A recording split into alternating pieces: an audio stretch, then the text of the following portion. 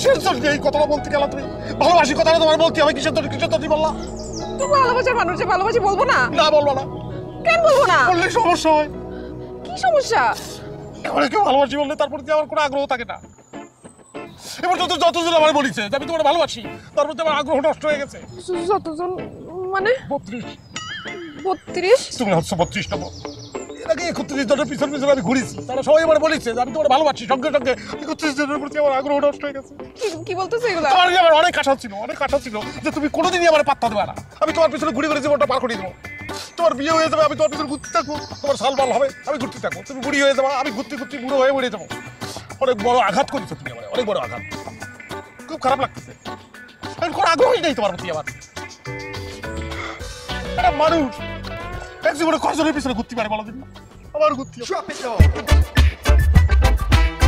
Original bad boy.